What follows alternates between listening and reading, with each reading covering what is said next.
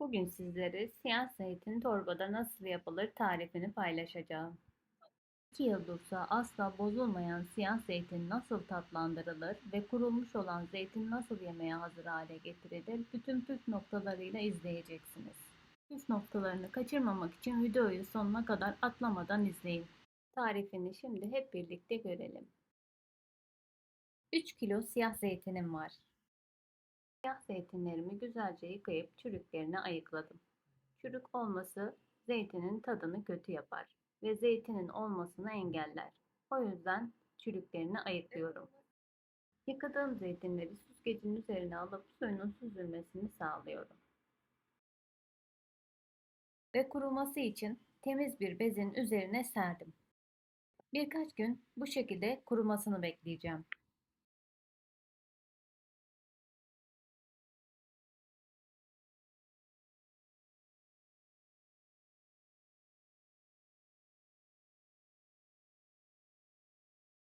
Tarifimi hangi şehirden ve ülkeden izliyorsunuz yorum kısmına yazın lütfen. Sizleri tanımak beni mutlu eder.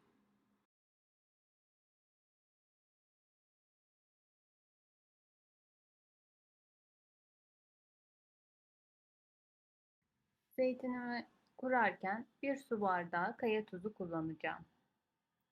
Şimdi şöyle bir bez torbam var.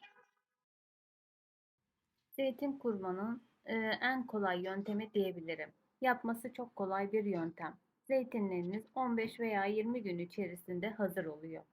Şimdi bez torbamı şöyle açıyorum ve içerisine bir miktar zeytinimi bırakıyorum.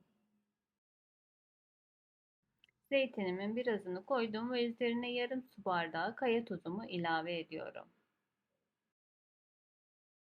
Ve torbamı sallıyorum. Şöyle alt üst ederek tuzun her tarafına yayılmasını sağlıyorum. Şimdi kalan zeytinlerimi de torbamın içerisine ilave ediyorum.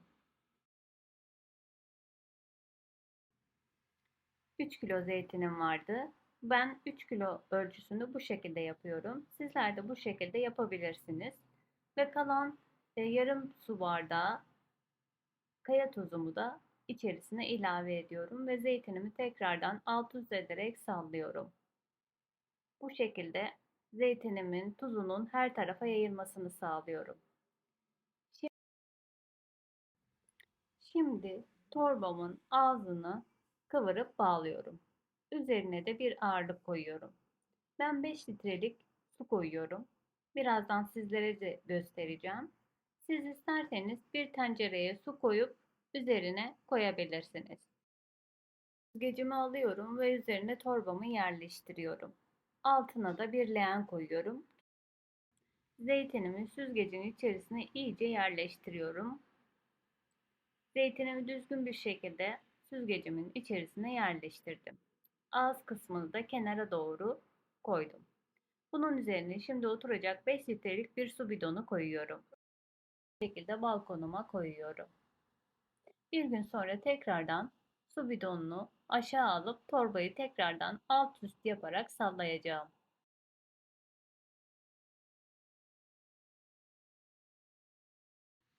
Bir gün sonra tekrardan su bidonumu aşağıya alıp torbamı tekrardan alt üst ederek sallıyorum. Tuz yine her tarafına yayılsın. Zeytinlerim çabuk olsun. Torbam gördüğünüz gibi yavaş yavaş ıslanmaya başlamış.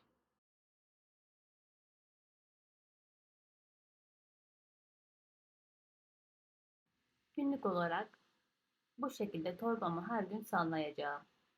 Eğer bu işlemi her gün yaparsanız zeytininizin acısı daha çabuk akar.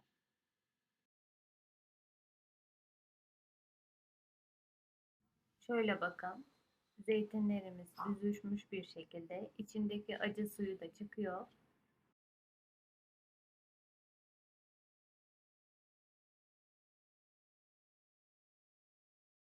Tuzlarım hala duruyor. Altını çevirdikçe içerisinden tuzlar çıkıyor. İçerisindeki su gidince zeytinler kendini çekiyor.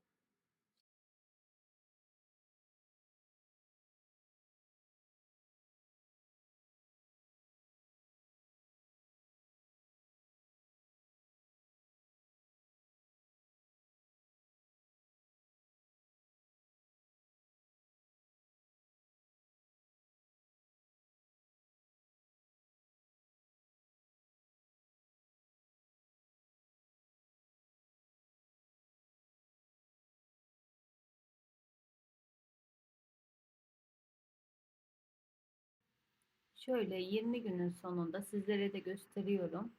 Zeytinler suyunu çekti. Su bidonuna ağırlık yaptığı için zeytinler kendini saldı. Öncelikle torbamı alıyorum. Suyu hala çıkıyor. Acı suyu da yavaş yavaş çıkıyor. Şimdi sizlere içerisini de göstermek istiyorum. Torbamı açıyorum.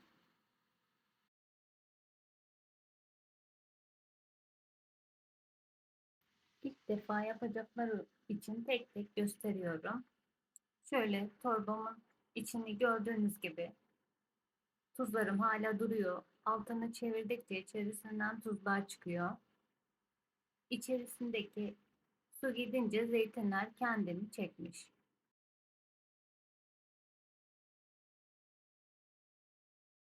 Bakın hepsi acı suyu da çıkmış. Bir tanesini de size gösterip tadına bakmak istiyorum.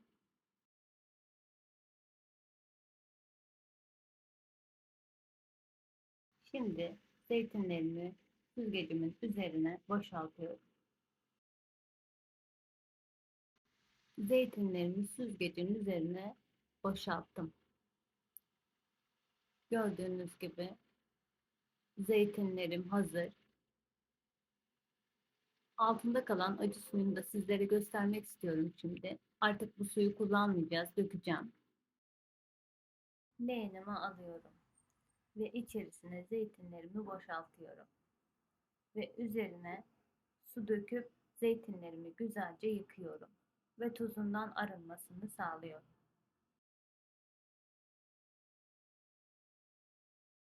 Kanalıma henüz abone değilseniz ücretsiz abone olabilirsiniz.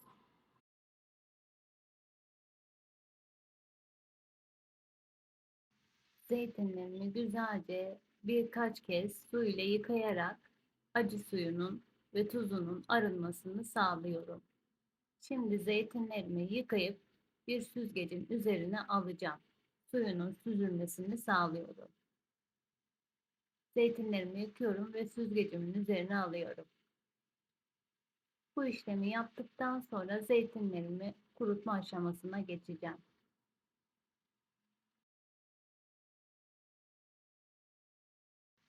Eğer zeytin tarifimi beğendiyseniz sevdiklerinizle tarifimi paylaşabilirsiniz.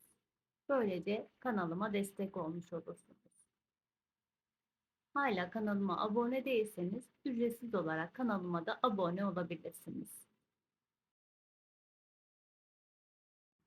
Balkonda masamın üzerine temiz bir sofra bezi seriyorum. Sofra bezinin üzerine yıkamış olduğum zeytinlerimi yayıyorum. Birkaç gün bu şekilde zeytinlerimi bekletiyorum.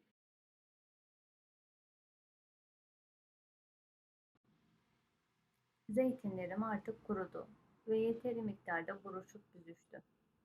Şimdi zeytinlerimi tatlandırma aşamasına geçelim.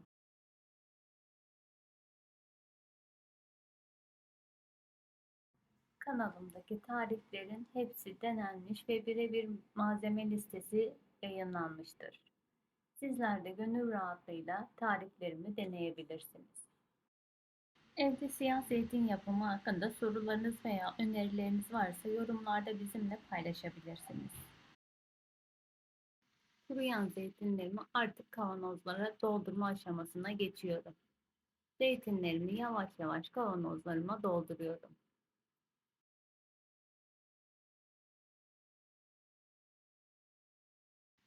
Zeytinleri kavanozlara doldururken ara ara kavanozu sallıyorum ki arada boşluk kalmasın. Bütün kavanozlarımı bu şekilde tek tek dolduruyorum.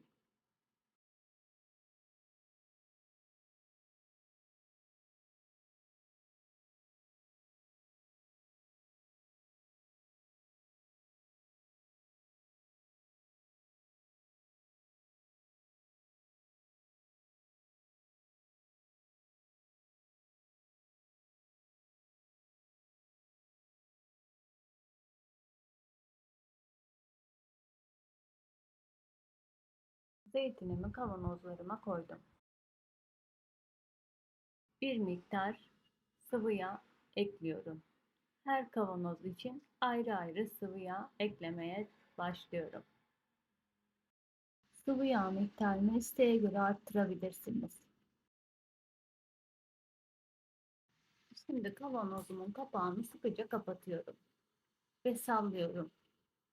Kavanozumu tezgaha yan yatırıp bir ileri bir geri olacak şekilde sallamaya devam ediyorum. Böylece içerisindeki sıvı yağ bütün zeytinlere yayılsın. Bütün kavanozlarımı bu şekilde kapaklarını kapattıktan sonra aynı şekilde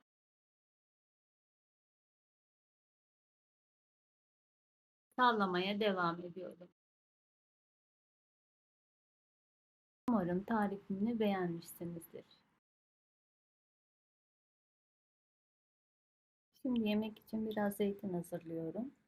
Üzerine biraz zeytinyağı döküyorum ve limon suyu ile tatlandırıyorum. Limonla da zeytinimi süsledim. Üzerine isterseniz kekik de koyabilirsiniz. Öyle de çok güzel oluyor. Veya pul biber de ekleyebilirsiniz. Tercihinize kalmış. Dolaba koyduğunuz zeytinleri çıkarırken arada bir sallayın ki her yerine yağ gitsin ve böylece küflenmesin. Çünkü bazen ilk baş kısımlarındaki zeytinler küflenme yapabiliyor. Sizler için bugün pratik ve kolay bir şekilde torbada siyah zeytin nasıl kurulur yöntemini gösterdim. İlk defa deneyecek olanlar bile bu tarifi izleyerek kolayca zeytinlerini kurabilirler. Tarifimi beğendiyseniz eğer sevdiklerinizle paylaşarak bana destek olabilirsiniz. Yeni tariflerimden ilk siz haberdar olmak istiyorsanız bildirim zilini açmayı unutmayın.